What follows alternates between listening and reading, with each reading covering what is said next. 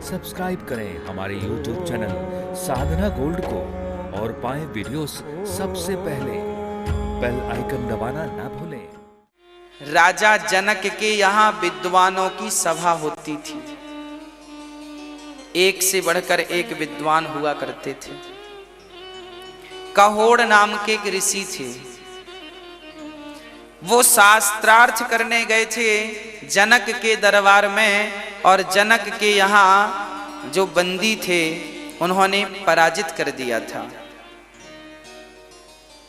कहोड़ को शास्त्रार्थ में पराजित कर दिया, तो जिसे वो पराजित कर देते थे उसे बंदी बना के डाल देते थे।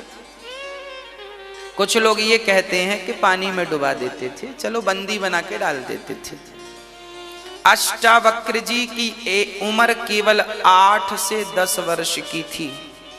8 जगह से टेढ़े थे, टेढ़े टेढ़े टेढ़े। राजा जनक के सभा में चल पड़े। हाँ, जब जनक के सभा में पहुंचे तो द्वारपालों ने रोक दिया। ए बालक, चल बाहर, तुम्हारी उम्र अभी विद्वानों के बीच में बैठने की नहीं है।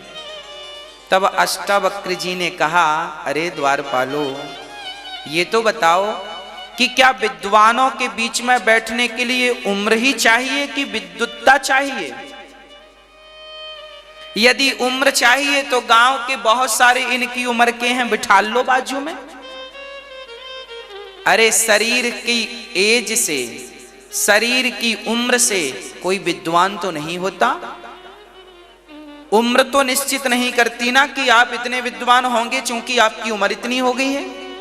ये बालक है इसलिए विद्वान नहीं हो सकता, ये उम्र तो डिसाइड नहीं करती ना। व्यक्ति की विद्वत्ता तो किसी भी उम्र में प्रखर हो सकती है। कभी भी व्यक्ति विद्वान हो सकता है, कभी भी उसे आत्मबोध हो सकता है।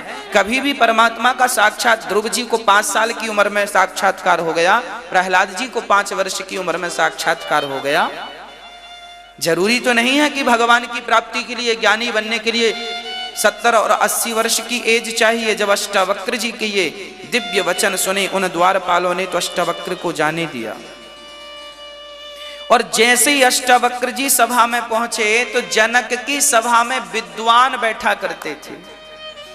अष्टावक्र जी गए तो सारे सभासद, अष्टावक्र जी टेढ़े थे, जब चलते थे तो 8 जगह से लचक होती थी। तो सारे लोग उनकी चाल ढाल देख के हंसने लगे, खूब ताल दे दे के हंसते हैं। सारे लोग खूब हंसी उड़ाए, खूब हंसे। अष्टावक्र जी चुप रहे। जब सबने हंस लिया तब अष्टावक्र जी ने हंसना शुरू किया। खूब जोर जोर से अष्टावक्र जी हंसे। जनक जी अपने सिंहासन से खड़े हो गए। जनक जी ने कहा, ब्राह्मण देवता, ये सारे लोग हंसे इसलिए कि आप 8 जगह से टेढ़े हैं, पर आप क्यों हंसे? इस हंसी का रहस्य क्या है? तब कहा अष्टावक्र जी ने, राजन, मैंने तो सुना था कि तुम्हारी सभा में विद्वान बैठा करते हैं। जनक ने कहा, हां, सारे विद्वान हैं। अष्टावक्र जी ने कहा, मैंने सुना था कि सारे तुम्हारी सभा में विद्वान लोग बैठते हैं, पर आज आंखों से देख लिया तुम्हारी सभा में सब के सब मोची हैं। मोची लोग बैठे हैं। ये सब मोची हैं, जूता सिलने वाले, ये सब यही चमड़े का काम करने वाले लोग बैठे तुम्हारी सभा में। अब तो सारे विद्वान हड़क गए। अरे, हमें तो मोची कह दिया और चमड़ा वाला कह दिया और जूता सिलने वाला कह दिया और हमें अपमानित कर दिया। हम सब बड़े ज्ञानी पंडित हैं। जब सबको बुरा लगा तो अष्टावक्र जी ने पूछा, ये बताओ कि तुम हमें देखकर हंसे क्यों? इसलिए हंसे ना कि 8 जगह से टेढ़ा हूं, तो ये बताओ कि 8 जगह से टेढ़ा हूं, इसमें मेरी गलती है या मुझे बनाने वाले की गलती है? यदि हंसे हो तो मुझ पर हंसे हो या मुझे बनाने वाले पर हंसे हो? बताओ किस पर हंसे हो? 8 जगह से टेढ़ा मैं तो नहीं हो गया ना अपनी मर्जी से कि मैंने कुल्हाड़ी से काट लिया। यदि हंसे हो तो आप मुझ पर नहीं, मुझे बनाया किसने है? उसी ने जिसने तुम्हें बनाया है। तो आज तुम हंस किस पर रहे हो? भगवान पर। और याद रखना, जिस चमड़ी से तुम बने हो उसी चमड़ी से 5 तत्व तुम्हारे भीतर हैं, तो 5 तत्व मेरे भीतर हैं, पृथ्वी जल वायु अग्नि आकाश। जो रक्त लाल कलर का तुम्हारे भीतर बह रहा है वही रक्त लाल कलर का मेरे भीतर बह रहा है। बस ये बताओ कि तुम हंसे किस पर? सारे विद्वान चुप, कोई उत्तर नहीं। क्या उत्तर है इसका बताइए? किस पर हंसे? मुझ पर या मुझे बनाने वाले पर? किस पर हंसे? सारे विद्वान साइलेंट हो गए, कोई उत्तर नहीं। एक ही शब्द पर सारे विद्वानों को पराजित कर दिया अष्टावक्र जी ने, सबको पराजित कर दिया। जनक जी ने चरण पकड़ लिए, महाराज मुझे आत्मबोध करा दीजिए, मुझे परमात्मा का दर्शन करा दीजिए। तब राजा जनक से कहा, राजा जनक ने कहा कि मेरे एक प्रश्न का उत्तर दे दीजिए बस। अष्टावक्र जी ने कहा, बोलो तुम्हारा प्रश्न क्या है? तब अष्टावक्र जी से जनक जी ने एक ही प्रश्न पूछा था कि ये बताओ, भगवान का दर्शन, भगवान का साक्षात्कार कितने समय में हो सकता है? भगवान का दर्शन कितने समय में हो सकता है? ये प्रश्न राजा जनक ने अष्टावक्र जी से पूछा था। अष्टावक्र जी ने कहा कि घोड़े पर चढ़ने के लिए, जब हम घोड़े पर चढ़ते हैं ना, तो वहां पांवदानी बनी होती है, उसमें एक पांव हम लोग डालते हैं। एक पांव आपने उसमें डाल दिया और दूसरा पांव उस तरफ ले जाने में जितना समय लगेगा, अर्थात घोड़सवार को घोड़े के ऊपर बैठने में जितना समय लगता है, मैं उतने समय में तुम्हें ब्रह्म का साक्षात्कार करा सकता हूं। ये अष्टावक्र जी ने जनक जी से कहा था। अब तो चक्कर में पड़ गए। बड़े बड़े विद्वान कहते हैं ध्यान लगाओ तो भगवान मिलेंगे, बड़े बड़े विद्वान कहते हैं तपस्या करो तो भगवान मिलेंगे, और अष्टावक्र जी कह रहे हैं कि घोड़सवार को घोड़े पे चढ़ने में समय कितना लगता है? हमें लगता है 30 सेकंड से भी कम समय। 30 सेकंड से भी कम समय में घोड़सवार घोड़े पे चढ़ जाता है कि नहीं? 30 सेकंड भी ज्यादा है। मैं कहूं कि 10 सेकंड तो ठीक है, पर ठीक है 30 सेकंड का मार्जिन लेके चलते हैं। अष्टावक्र जी का कहना यह था कि मैं आपको आधा मिनट में भगवान का साक्षात्कार करा सकता हूं।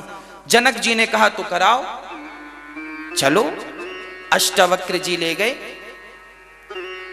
जनक जी को एकांत में। एक शांत वातावरण था, बगीचा था, एक पेड़ की छाया पर 2 आसन बिछाई गई। एक आसन पर अष्टावक्र जी, एक आसन पर जनक जी आमने सामने बैठे। जनक जी, अष्टावक्र जी ने कहा चलो जनक जी आंखें बंद करो। आंखें बंद कर ली। बताओ तुम्हें क्या दिख रहा है? जनक जी ने कहा मेरी सिंहासन दिख रही है, राजगद्दी दिख रही है। और जोर लगाओ और देखो क्या क्या दिख रहा है। बोले मेरा बेटा दिख रहा है, मेरी पत्नी दिख रही है। और देखो क्या दिख रहा है? बोले मेरे मंत्री संतरी, मेरी प्रजा दिख रही है। और जोर लगाओ क्या दिख रहा है? बोले मेरा पूरा राज्य दिख रहा है, मेरी सीमा दिख रही है, कहां तक मेरे राज्य की सीमा है। और जोर लगाओ। अपने मन को सीमा से हटा करके, राजकाज से हटा करके, पत्नी परिवार से हटाकर जरा अपनी भ्रकुटी में, अपने केंद्र बिंदु में मन को केंद्रित करो, परमात्मा के श्री चरणों का ध्यान करो। राजा बोले महाराज मन अभी मेरा बहुत भटक रहा है यहां वहां। जनक जी बोले चलो अब आंखें खोल लो। राजन मैंने कहा था ना कि 30 मिनट में तुम्हें भगवान का दर्शन कराऊंगा, पर याद रखना वो 30 मिनट में, वो 30 सेकंड में भगवान का दर्शन तब होगा जिस दिन आप अपने मन को साध करके, अपने मन को केंद्रित करके मेरे सामने जिस दिन आ गए, मैं उसी दिन आपको 30 सेकंड में भगवान का दर्शन करा दूंगा। मन को साधने में 50 साल लगते हैं, भगवान का दर्शन तो 30 सेकंड में हो जाता है। मन को वश में करने में 50 साल, यहां तक कि पूरी जिंदगी खर्च हो जाती है केवल मन को वश में करने के लिए। भगवान के दर्शन के लिए तो केवल 30 सेकंड लगते हैं। भगवान का दर्शन तब हो जाएगा जब मन शांत हो जाएगा। ये मन बड़ा चंचल है, सबके मन भाग रहे। अरे सुई हिल रही हो तो हिलती हुई सुई में धागा कैसे जाएगा? धागा जाने के लिए मन को स्थिर करना, धागा जाने के लिए सुई को स्थिर करना पड़ेगा, तब तो धागा जाएगा। उसी प्रकार मन यहाँ वहाँ हिलता है। पत्नी मिल जाए, पुत्र मिल जाए, पैसा मिल जाए, पद मिल जाए, प्रतिष्ठा मिल जाए, ये मिल जाए, ये मन यहाँ वहाँ डोल रहा है, भाग रहा है। तो हिलते डुलते मन में भला भगवान प्रवेश कैसे करेगा? यदि हिलती हुई सुई के छेद में धागा प्रवेश नहीं कर सकता, तो हिलते डुलते मन में भला भगवत प्रवेश कैसे होगा? इसलिए आप 10 साल ले लो, 20 साल ले लो, 30 साल ले लो, पर इन 30 सालों में, 20 सालों में, 5 सालों में अपने मन को कंट्रोल करो। अच्छा, मन कंट्रोल कैसा होगा? कैसे होगा? 100 भरी ऋषि तपस्या कर रहे थे, आज से नहीं, बीते 50 साल से तपस्या कर रहे थे, और बुढ़ापे में मन मछली को देखकर शादी का हुआ सो शादी कर लिया। मतलब मन की गति है अटपटी, झटपट लखे न कोई, और मन की जब खटपट मिटे तो झटपट दर्शन होए। साधक की साधना कोई बिगाड़ता है तो केवल मन बिगाड़ता है। इसलिए मन को कहो कि रे मन तू सत्संग कर, छोड़ जगत की रीत, अंत समय पछताएगा जब आयु जाएगी बीत। रे मन सब सो निरस है, सरस राम सो होए, उचित सिखावन देत है, निस दिन तुलसी तोए। ए मन कब भजन करेगा? कब भगवान के चरणों में लगेगा? जरा मन से तारीख पूछो, जरा मन ना लगे तो भी लगाओ। साधक को चाहिए कि वो मन साधना में लगाए, भगवत चिंतन में लगाए, भगवत भजन में लगाए। बिहारी जी के चरणों से एक पल के लिए भी अपने मन को दूर ना करे, नहीं तो बुढ़ापे में भी मन भटक सकता है और वासनाओं में मन डूब सकता है, संभावना है। भगवान के दर्शन में देर नहीं है मेरी माँ, मन के शांत होने में देर है, मन के निर्मल होने में देर है, मन के शुद्ध होने में देर है। हाँ, मन को जिस दिन, अभी देखो ना, हनुमान चालीसा पढ़ते हैं तो पहला दोहा आता है। पहला दोहा क्या है? श्री गुरु चरण सरोज रज, निज मन मुकुर सुधारी, वर्णौ रघुवर बिमल जस, जोदायक फल चारि। 4 फल कौन? धर्म, अर्थ, काम, मोक्ष। श्री गुरु चरण सरोज रज, निज मन मुकुर सुधारी। इसका अर्थ ये है कि आप गुरुजनों की चरणों की धूल उठाओ, भक्तों के चरणों की धूल उठाओ, बिहारी जी की चरणों की धूल उठाओ और अपने मस्तक पर सजा लो। क्या होगा इससे? तुम्हारा मन रूपी दर्पण जो गंदा हो चुका है, उस मन रूपी दर्पण को साफ करना। अच्छा, दर्पण में मेरी मां धूल जम जाए तो चेहरा दिखता है क्या? नहीं ना। तो आप क्या करते हैं? दर्पण की धूल पोंछ देते हैं। आपका मन भी दर्पण है, उस दर्पण में भगवान का भी दर्शन होता है, मन में भगवान का दर्शन होता है, पर अभी तक उसमें धूल जमी है। किस चीज की धूल? काम की, क्रोध की। काम क्रोध मद लोभ सब नाथ नरक के पंथ। शास्त्रों में स्पष्ट लिखा है ये नरक के दरवाजे हैं, फिर भी लोग मन यहीं लगा रहे हैं नरक के दरवाजों की तरफ। काम वासना नरक का द्वार है।